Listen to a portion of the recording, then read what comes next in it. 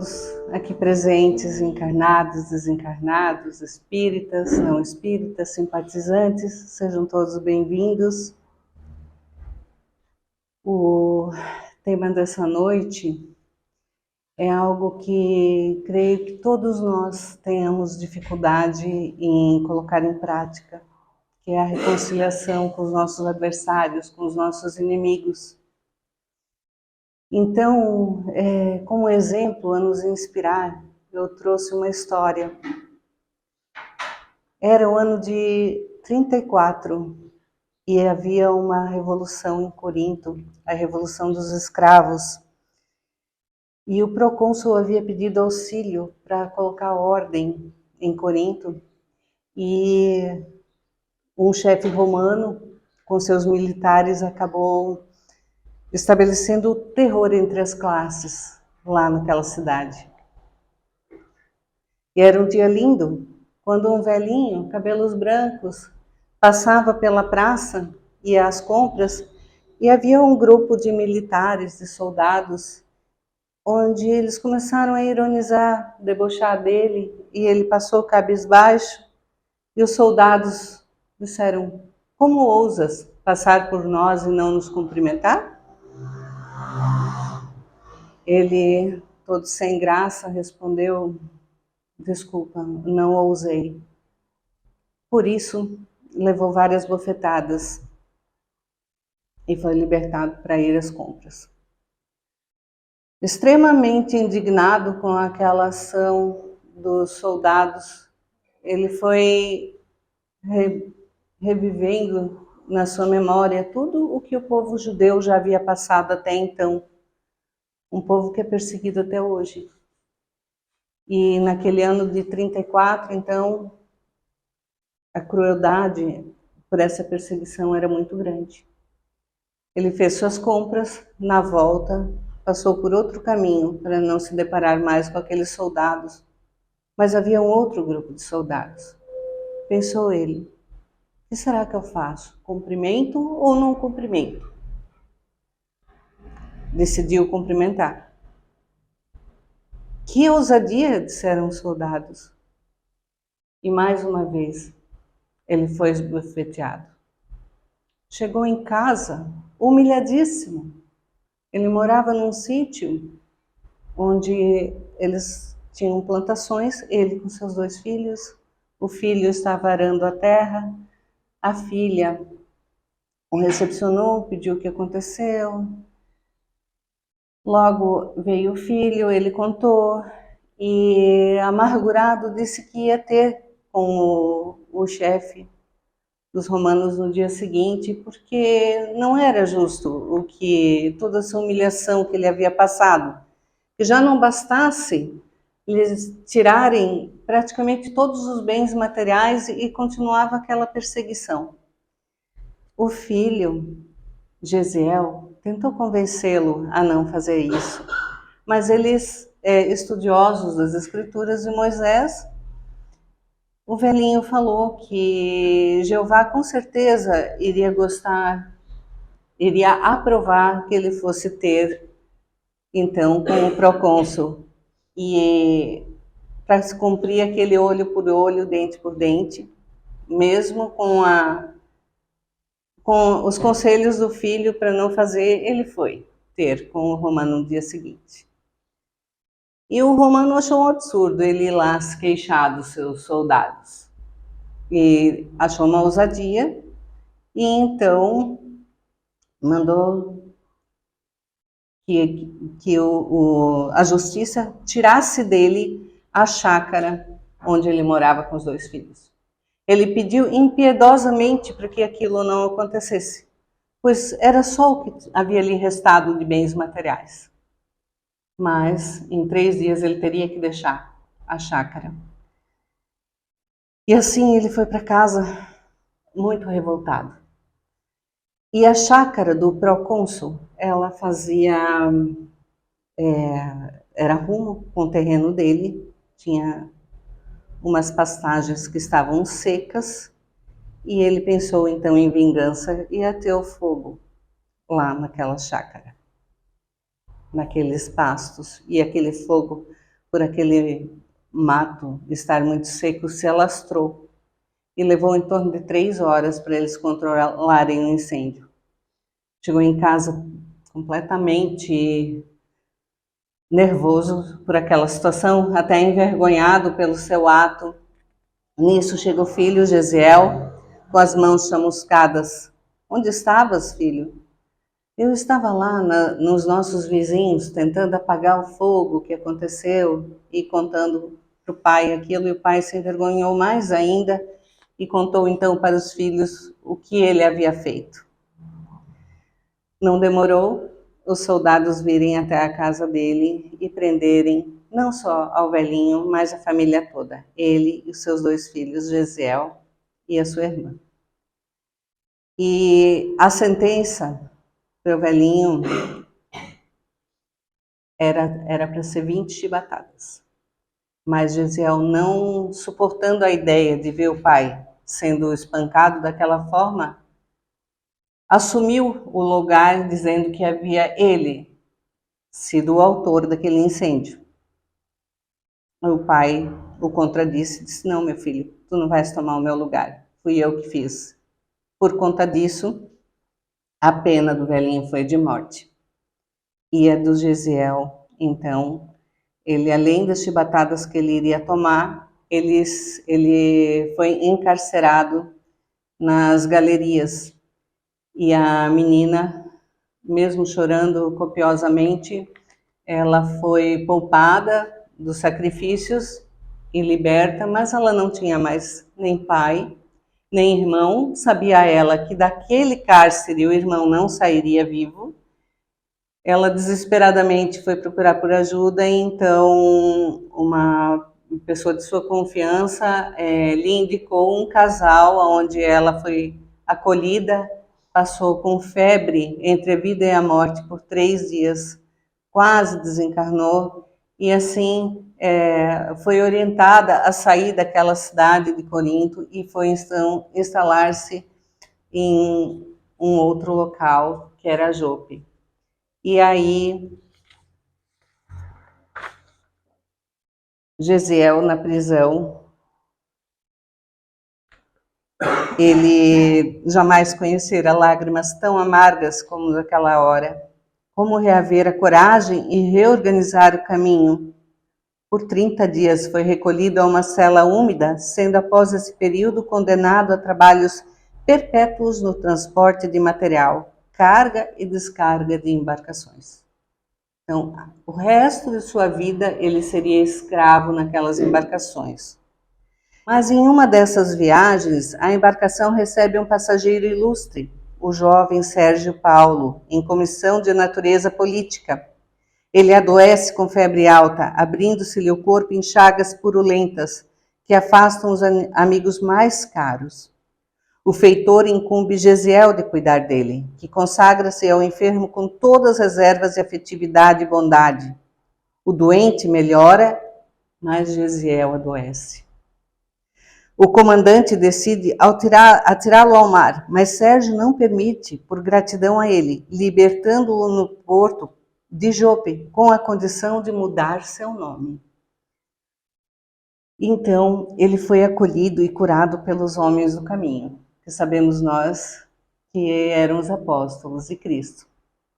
Cristo havia desencarnado há pouco mais de 1 ano. E lá no caminho, ele toma conhecimento das boas novas do Evangelho através de Simão Pedro e passa então a chamar-se Estevão. E aquelas revelações sensibilizaram-lhe o coração como se houvesse conhecido o profeta de Nazaré e passa a pregar as lições do Mestre. Então, ele estuda o Evangelho e vai pregar e vai levar a palavra cristã aos povos naquela época. E Saulo de Tarso, o grande perseguidor do cristianismo, o doutor da lei, assiste a uma pregação de Estevão e vê naquelas palavras um perigo que os novos ensinamentos acarretavam para o judaísmo dominante. Saulo de Tarso, ele era um judeu fanático. Então, para ele não existia nada além dos mandamentos de Moisés, das leis de Moisés.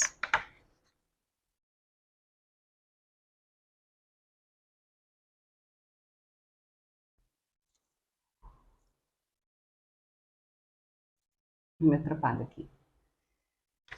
Então, Saulo de Tarso namorara-se por uma jovem que habitava em uma casa confortável nas estradas de Jope, chamada Abigail.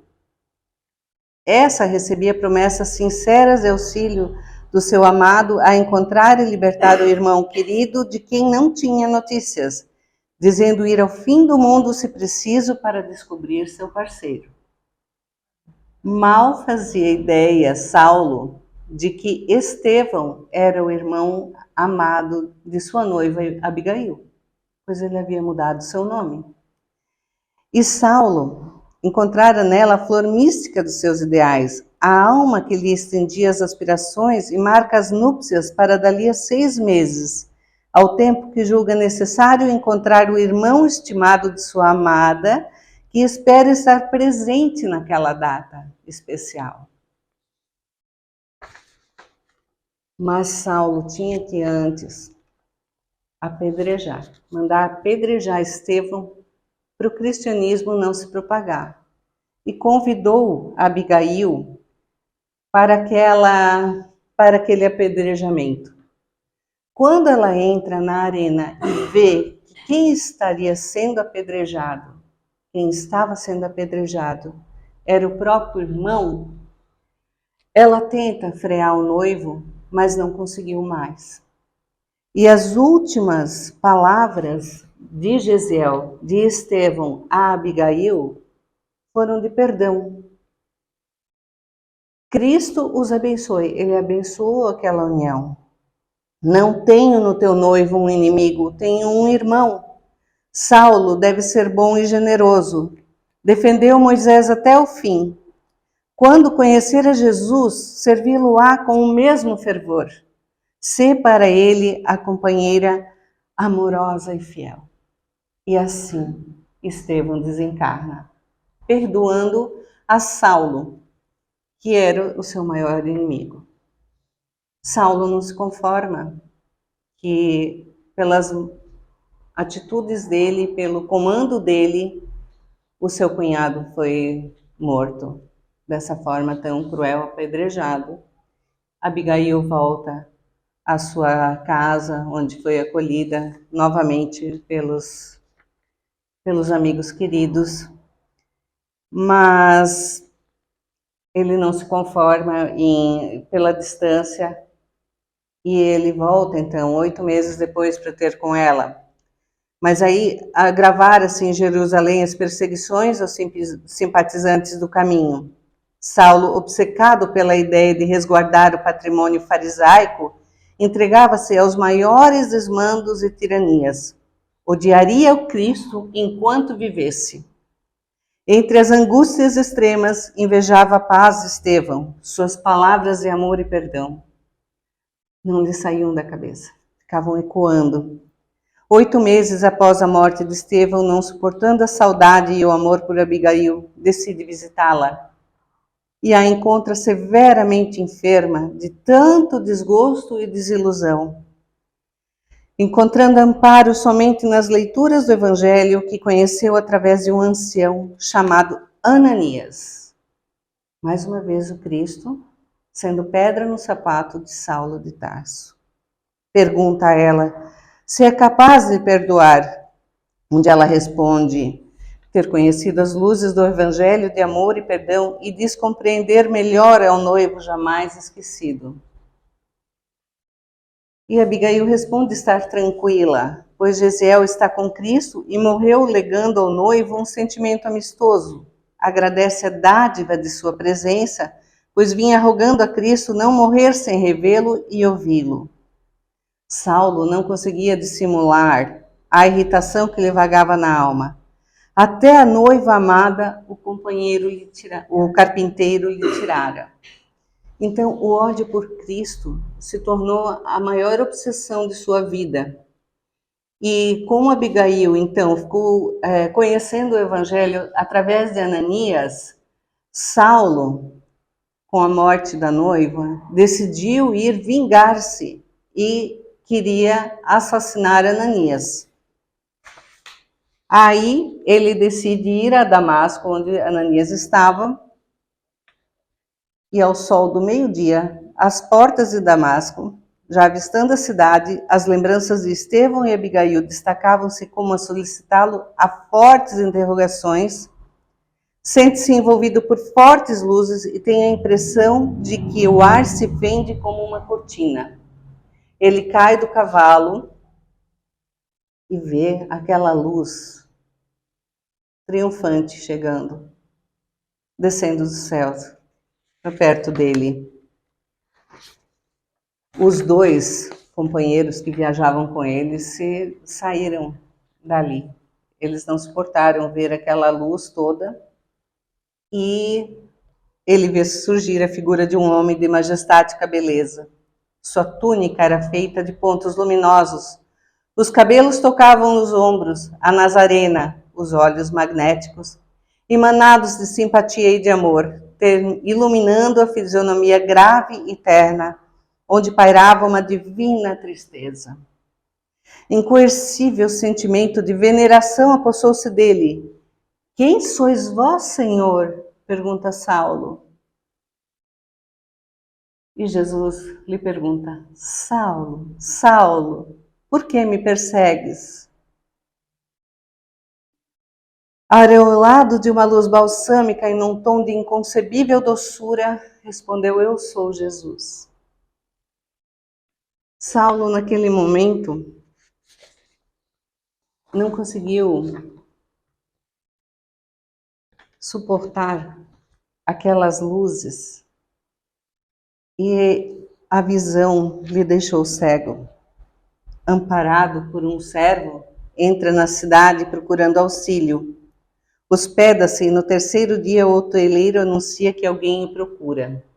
Jesus havia falado a Saulo que alguém o procuraria e ali ele receberia o caminho que ele deveria seguir e a sua cura.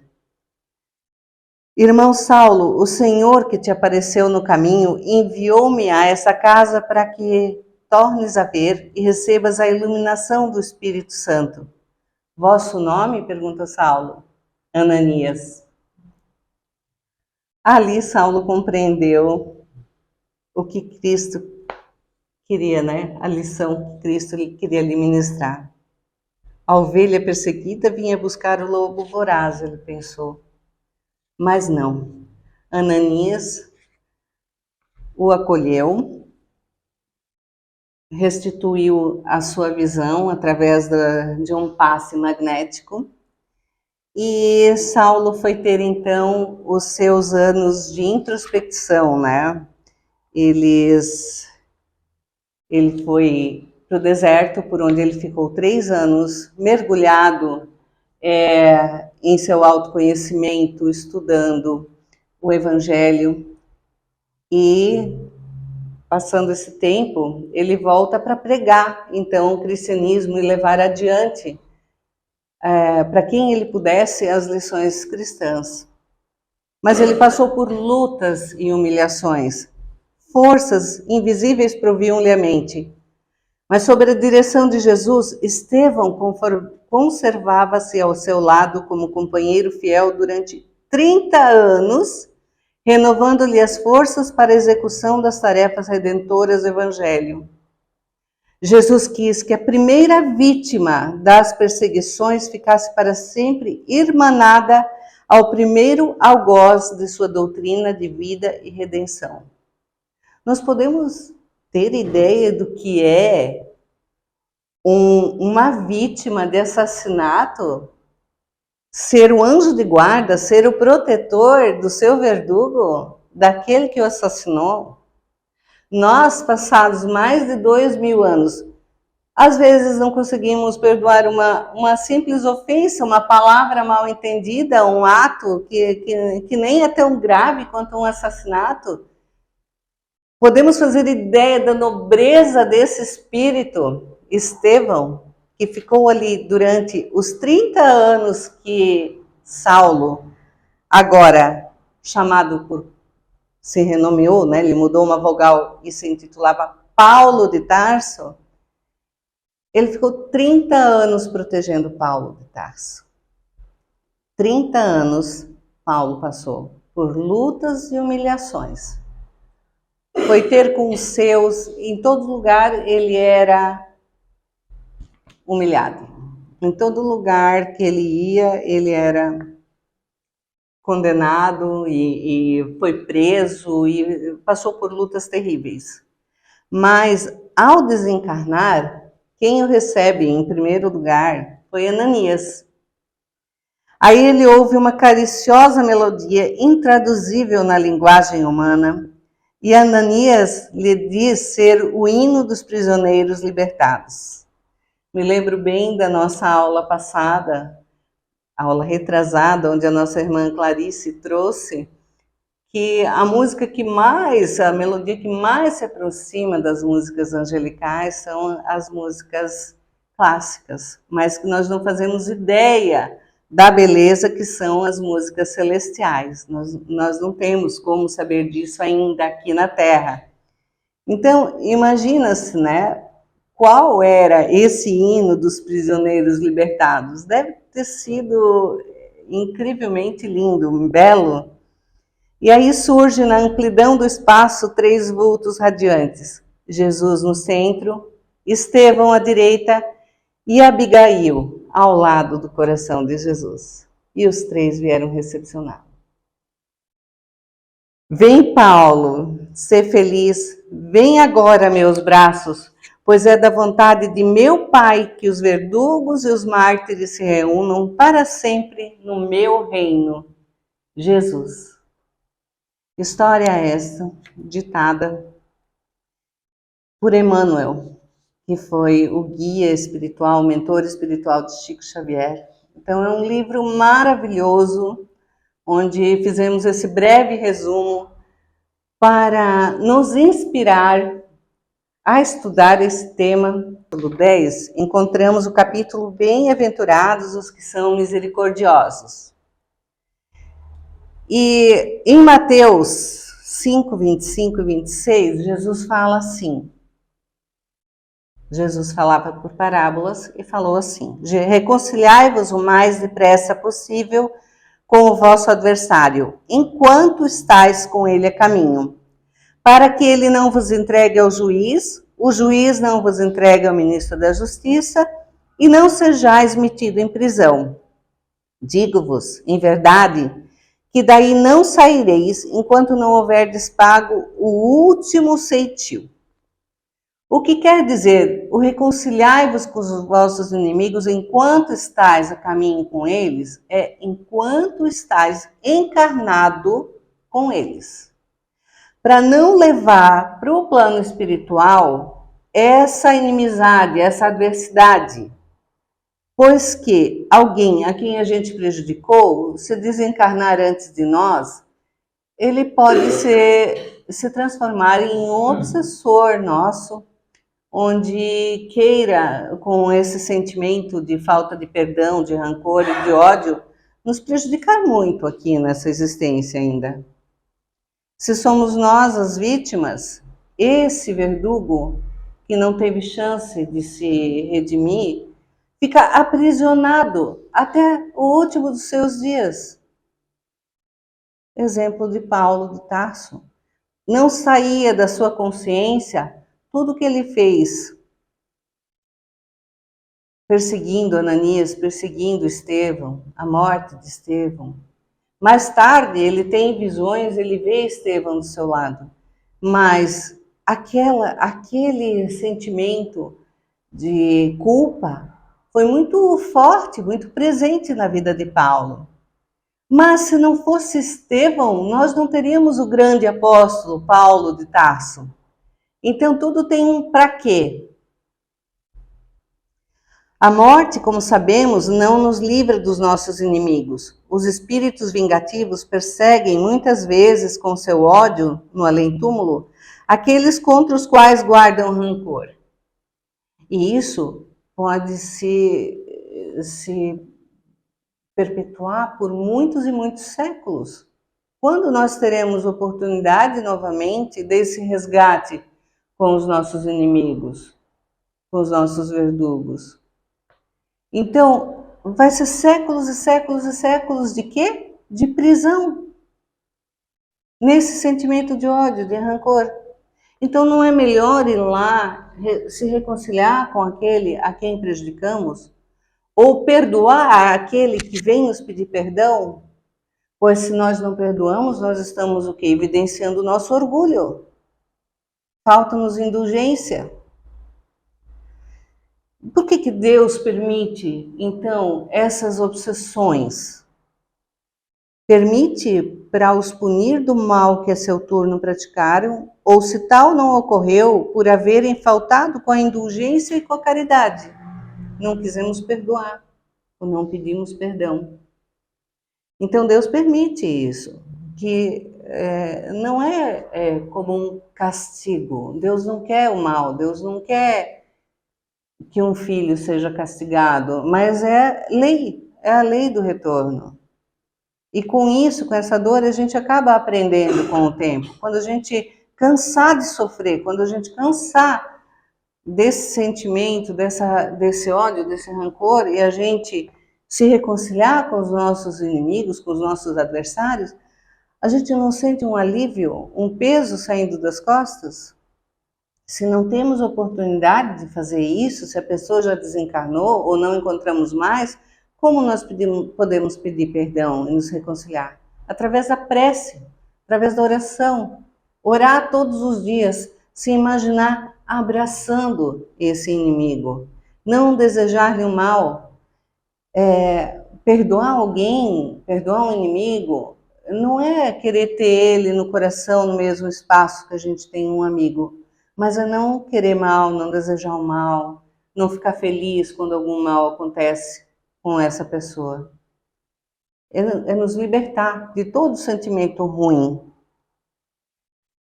E quando ele fala, não saireis de lá, da prisão, enquanto não houverdes pago até o último centavo, isso é, enquanto não houverdes satisfeito completamente a justiça de Deus. Porque quando a gente deixa de perdoar, a gente deixa de amar os nossos inimigos, amar os nossos irmãos. Somos todos filhos do mesmo Pai. Não podemos ter sentimentos de ódio, de rancor com nossos irmãos. Então, enquanto nós não houvermos dissipado essas energias pesadas e negativas, nós ficaremos vinculados, é como uma prisão a essas pessoas. Continuando o estudo, tem uma parte do Evangelho que fala do sacrifício mais agradável a Deus. Se, portanto, quando fordes depor vossa oferenda ao altar, vos lembrardes de que o vosso irmão tem qualquer coisa contra vós, qualquer queixa, deixai a vossa dádiva junto do altar e ide antes reconciliar-vos com o vosso irmão. Depois, então, voltai a oferecê-la. Mateus 5, 23 e 24. Quer dizer o quê? Naquela época, os povos davam oferendas materiais, animais e colheitas e tudo mais no altar. Hoje não damos mais oferendas materiais a Cristo, mas sim nós vamos louvar. Como que nós vamos louvar a Cristo, a Deus, tendo para com alguém um sentimento de rancor e de ódio? Não podemos. Nós temos que primeiro nos reconciliar, primeiro limpar o nosso coração desses sentimentos, para depois ter com Jesus, com Deus.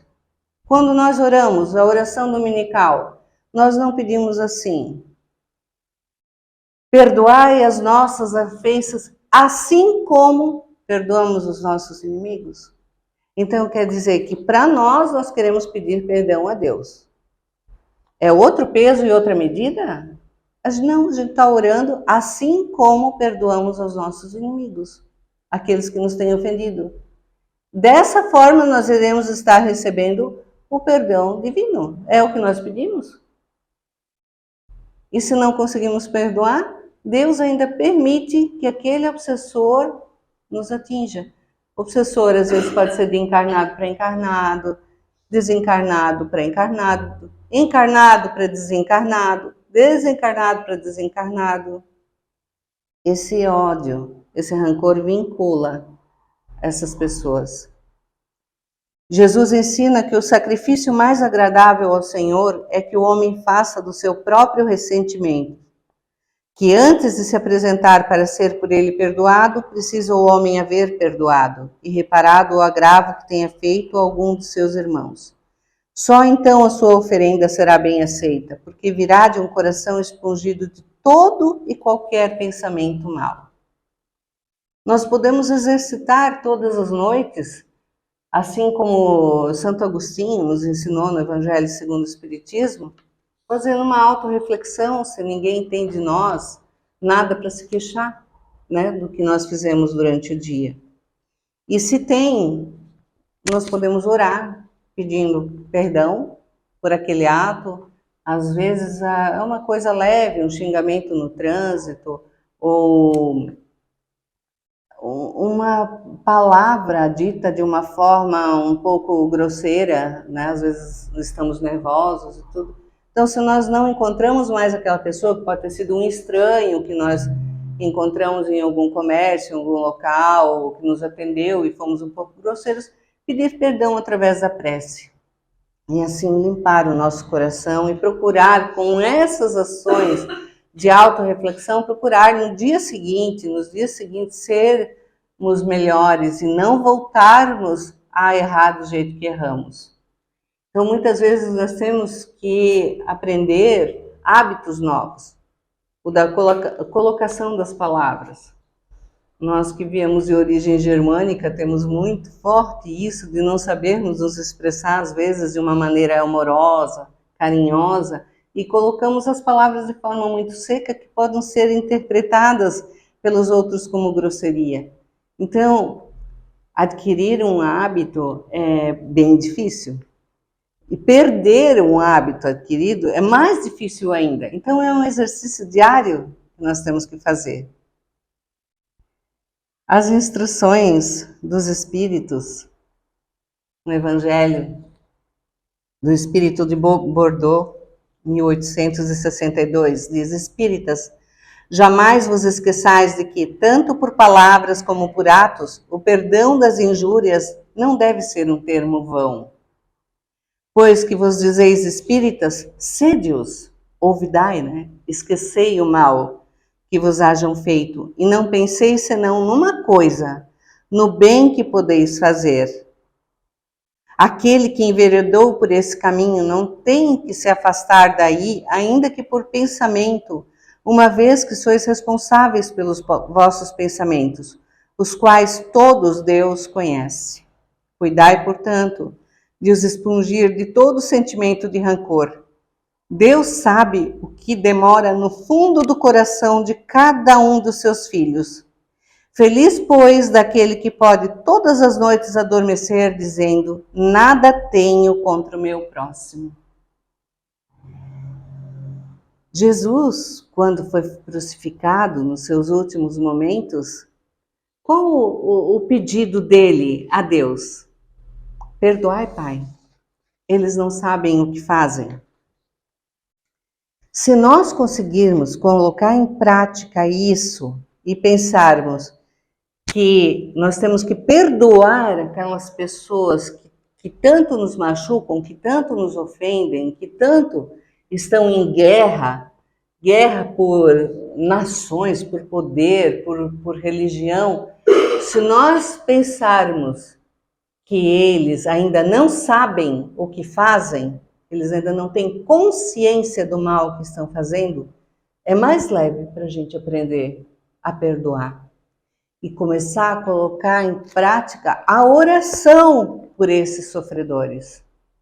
Todos os dias, todas as noites, quando termos com Deus no nosso cantinho antes de dormir. E ainda as palavras do Consolador do ano de 2013. que é imprescindível mudarmos a forma de olhar esses irmãos, aprendendo a distinguir nas reprimendas e nas críticas que nos dirigem aquilo que nos seja útil e construtivo, prosseguindo no caminho que a vida nos situou, recordando que os antídotos para o veneno da injúria são a paz do silêncio e o socorro da prece. Aqui, quando ele fala aprendendo a distinguir nas reprimendas e nas críticas que nos dirigem. Então, os amigos, muitas vezes, eles mascaram os nossos defeitos. Eles passam a mão na nossa cabeça, eles tentam nos consolar, mas o inimigo não. Aquele que não gosta da gente, não. Ele fala as verdades. Então, nós temos que fazer um exercício para aprender a olhar isso, essa forma que os nossos inimigos nos olham, para ver se aí há algum fundo de verdade. E se há, fazer esse exercício diário de mudar. Deixar os nossos vícios de lado, pois nós estamos em um estágio ainda evolutivo que nós estamos mais para viciosos do que para anjos. Então, com certeza, nós temos ainda muitos vícios a eliminar das nossas vidas. E a cada dia a gente pode colocar em prática. Não, eu preciso aprender a eliminar esse vício. A não falar mal dos outros, a eliminar um vício material, gula, jogo, vício do sexo, o vício da bebida, das drogas, qualquer um que seja. Porque o que nos falta apenas é a vontade de colocar na prática, pois as orientações nós temos. As orientações nós temos os nossos anjos da guarda a nosso favor, vibrando todos os dias, aguardando a nossa transformação moral. E se começarmos a orar por aqueles que a gente não gosta, os nossos inimigos, os nossos adversários, nós podemos transformar esse inimigo, esse adversário, em um amigo, que também irá vibrar, torcer por nós. E que assim, com o passar do tempo e com a aquisição desses novos hábitos, com a nossa disciplina, com a nossa força de vontade, que possamos sair daqui da Terra melhores do que aqui chegamos. E que sejamos, assim como Paulo de Tarso, recepcionados por aqueles a quem nós ferimos no passado. E que os sentimentos sejam de muito amor. Que assim seja. A bibliografia dessa palestra, e eu espero que todos tenham um bom retorno ao lar e que possamos absorver os ensinamentos desses estudos. Muito obrigada.